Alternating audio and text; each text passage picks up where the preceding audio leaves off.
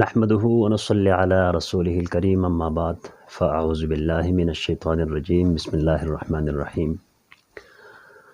محترمو اوریدونکو کتونکو د نن ویډیو موضوع د هغې مقصد هغه دا دی چې آیا د لیور دورندارې نه یا دورندارې د لیور نه د فردي څه حکم دی.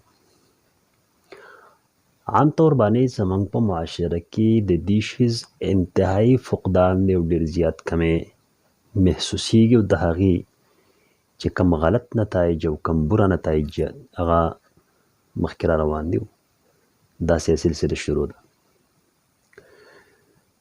یو د زمونږ د پښتو د معاشري کلچر اصول او د هغې کم قوانین دي او دویم دی د اسلام قوانین او د اسلام احکام او د شریعت احکام. عام طور باندې زمونږ د پښتنو په معاشره کې دغه ته هیڅ قسمه څه حیثیت نشته، بلکې د دې څوک تصور هم نشي کولی. عموما خبره کوم چې ګنې کې لیور دی د ورندار نه یا ورندار دی د لیور نه فرده وکړي. خو به هر کیف دا زمونږ یو غټ نقصان دی چې په دې موضوع باندې ډېر علما کرام هغې خپله تجزیه او خپل هغه بیان او هغه تفسیره کړې هم ده، خو باوجود د هغې موږ پښتانه د اسلام نه کم او د پښتو نه زیات متاثر یو.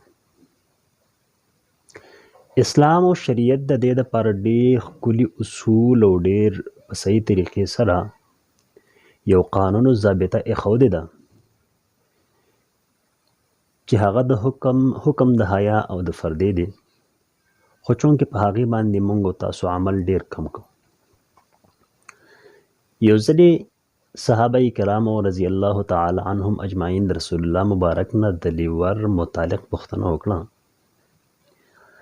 د رسول الله مبارک عجیبه الفاظ، هغې جواب و الحم الموت. حدیث شریف کې راځي الحم الموت. په دغه حوالې سره د رسول الله مبارک صلی الله علیه وسلم احادیث اشارتا نور هم موجود دي، خو دغه ښکاره خبره چې الحم الموت. نو په دغه موضوع باندې ډېر علما کرامو خبرې هم کړي دي، ډېر علما کرامو په دې باندې بیانونه هم کړي، خو د چا په عمل کې ډېر کم کوز راځي او داسې ډېر اکثر دې طرف ته توجه نه ورکوي. رسول الله مبارک ورته دا خبره وکړه صحابه کرامو ته چې د لیور مثال دا د مرګ دی. عام طور باندې څنګه چې د مرګ نه سړی ځان ساتي، د مرګ نه یریږي، د مرګ نه یره پیدا کیږي چې دې شیز کې مړ نشمه، دې شیز کې دا نشي دا هغه نشي، دقسې بعد د زنانه دپاره حکم د خپل لیور دی چې دا به د لیور نه فرده کوي، د لیور نه به حیا کوي، لیور به د ورندار نه حیا کوي، فرده به کوي.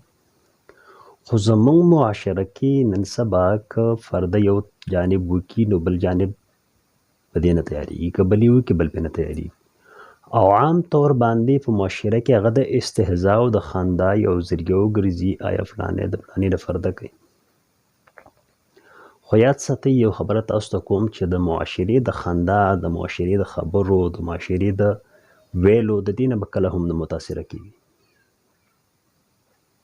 موږ ته چې اسلام څه حکم کړی دی، موږ ته چې رسول الله مبارک کوم حکم کړی دی، الله کوم حکم موږ ته کړی دی، موږ په هغه باندې عمل کوو. موږ به د پښتنو په خبرو د پښتو په معاشره کې نه راځو او د دې ډېر زیات واقعات د نقصاناتو چې هغه زه دلته ذکر کولی نشم، خو به هر کیف دومره یاد ساتئ عبدالرحمن بابا متعلق هم دغسې غالبا راځي، وایي د عبدالرحمن بابا یو لوی شاعر تېر شوی دی، د دې روډ په دې باندې شک و چې آیا دا په دې خپل ورندار یعنې زما د کور والو باندې عاشق دی ځکه دا شعرونه وایي. عبدالرحمن بابا د الله ولی یو صوفي انسان و، هغه چې کله په دې اندازه پوه شو چې د رور او د ورندار ما ته فلین جوړ کړی دی او زما یو ټیسټ او امتحان اخلي، هغې زیب و زینت د هغې ښایست او هغې وغیره چې کوم څه کړي وو، په هغه ورځ عبدالرحمن بابا د کور نه وتلی چې واپس بېرته نه دی راغلی. نو دومره زیات اهمیت د فردي بلکې د الله او د رسول حکم دی چې الحم الموت. لیور په مثال د مرګ دی، څنګه چې د زمري نه سړی ځان ساتي هغه د زمری دی، دغسې لیور هم څه شی نه مرګ دی. د دې نه ځان ساتل، د دې نه حد تلوسه پرده کول، هیڅ قسمه گنجایش نشته. څرنګه چې د پردي سړي نه پرده فرض ده دقسې د لیور نه پرده فرض ده.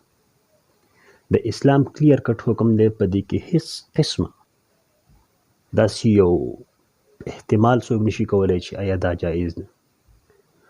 حسب ضرورت کله سړی ډاکټر ته ځي یا بل داسې یو مسله راشي په هغه کې کوم اندام ښکاره شي، کوم مثال په تور لاس ښکاره شي، داسې مخامخ څه مشکل نشته. که بعضې داسې اندام بل وي چې هغه ضرورت په بنا باندې معمولي شانتې ښکاره شي څه مشکل نشته، خو ځان به ساتي بیا هم. نور د دې نه هټ کر په یو قسمه بیا خبرې کول، اړه ګړه ګپ شپونه چکرې لګول دا انتهایی ناجایز دي، نامناسب دي، د اخلاقو د دایره نه هم بهر دي، د اسلام دایره نه هم بهر دي. بهر کې خبرې مقصد مې دا و چې موږ او تاسو له د خپلو کورونو په خپلو علاقو کې د دې خبرې سوچ فکر پکار دی. الله تعالی دې په اول ماله او بیا دغه ټولو ملګرو له کتونکو نه خصوصا ټولو مسلمانانو ته د عمل کولو توفیق ورکړي. السلام علیکم ورحمة الله وبرکاته.